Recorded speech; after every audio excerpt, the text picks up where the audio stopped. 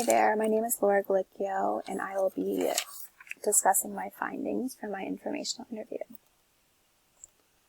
So I've interviewed Jonathan Barkley, who is a senior epidemiologist at the Rhode Island Department of Health. He's been at the Department of Health for about 7.5 years, and below here I've outlined his career path. He's from Maryland, and he went to St. Mary's for pre-med, where he was introduced to virology in his studies, which is the study of viruses. And through this, he kind of realized that the clinical route maybe wasn't for him, and he got more interested in epidemiology. So after that, he went to Emory College, where he got his MPH, and within this program, Emory College is very close to the CDC, so he was able to take full advantage of that and do some work with them. So he engaged in some work studies, including one on birth defects and food fortification. And then he also was able to do an NIH summer internship. So in talking with Jonathan, it seemed that these moments helped prepare him for his current role. And so after he got his MPH, he realized that he wanted to work on a state level. So he applied for some jobs, and the Department of Health in Rhode Island offered him one doing food prevention outbreak work, which he did for a few years. So he was solving outbreaks in the communities of Rhode Island, which seems very interesting.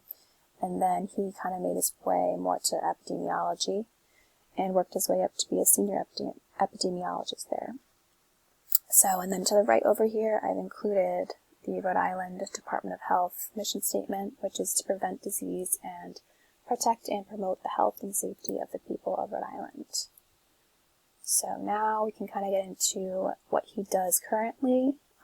He's kind of balances his work between two grants, one being the Emergency Department Surveillance of Non-Fatal Suicide.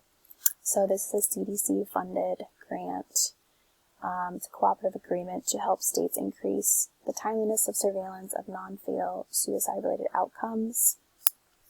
So Jonathan's role in this is data analysis and validation. So the data that he analyzes is, emergency departments will report when someone comes to the emergency department for a suicide, maybe attempt or ideation, and Jonathan will get this information and report it out. So before reporting it out, though, he will analyze it through SAS and Essence. So Essence is something that was introduced to me through Jonathan. It uses syndromic surveillance, which is real-time data. So in this surveillance, it provides public health officials with a timely system for detecting, understanding, and monitoring health events. So, like I said, it can be seen in real time, and this allows people to respond more quickly. So the ED will report this suicide attempt, and then almost immediately we'll get that information, which is super helpful in the public health field since things are always changing. So, like I said, his role is to kind of analyze this data and validate it, and then he will find trends within the data and then report it out. So, another grant that he's working on is the National Violent Death Reporting System, called NVDRS, which is another CDC-funded program, with the mission being to collect timely, accurate, and comprehensive surveillance data on all violent deaths and disseminate data to the public and stakeholders working to prevent violence in their communities. So it helps link information about the who, when, where, and how from data on violent deaths and provides insights about why the deaths have occurred. So in this, a lot of data is important that's collected. So this is through, police reports, EMS reports, medical records of the person that died from a homicide or suicide, and all this information is collected. And again, Jonathan sees it, he analyzes it through SAS, and then validates it, and will report this data out. So, he helps identify the trends that maybe are going on in Rhode Island, and, so we can see that, and stakeholders can see that. Maybe if a certain, age group is more prone to suicides in Rhode Island, or maybe a certain community, and it's all, for prevention work. It's very similar to the work that he does with the ED and suicide work. It's all finding trends, reporting the data out, keeping the communities informed about what's going on in Rhode Island and what we need to do, maybe for further education purposes, for prevention work, and policy development. So his work is obviously super important. So this leads us into the 10 essential public health services. In my opinion, I feel like his job basically touches on a lot of these, but I picked out 3 that I thought really stood out to me, which the first one is to assess and monitor population health.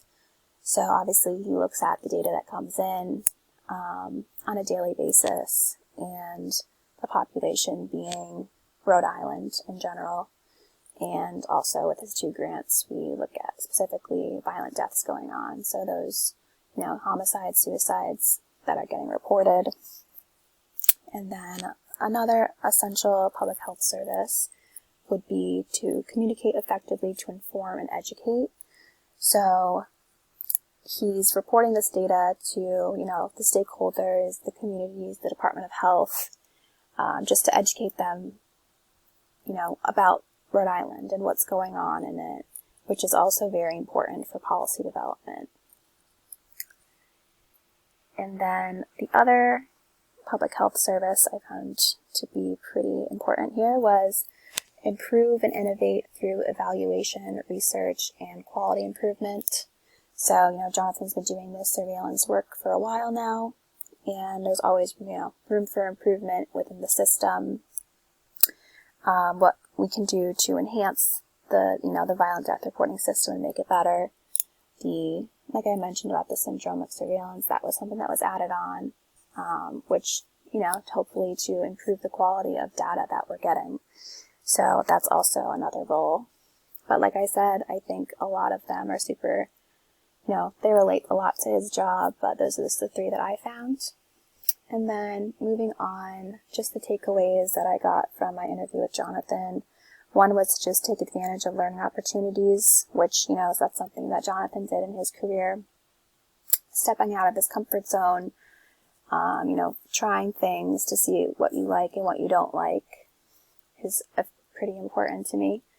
And then also another takeaway was system change is slow. So obviously Jonathan works at a state level, and, seeing things put into place, it's a lot of moving steps that need to happen.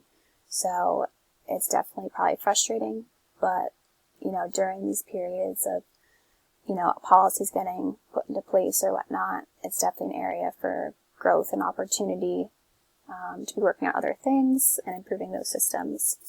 And then the last takeaway was to be okay with not checking things off the list. So again, that kind of relates to how the system change is slow. You're not going to see successes every day. Public health, again, is always changing.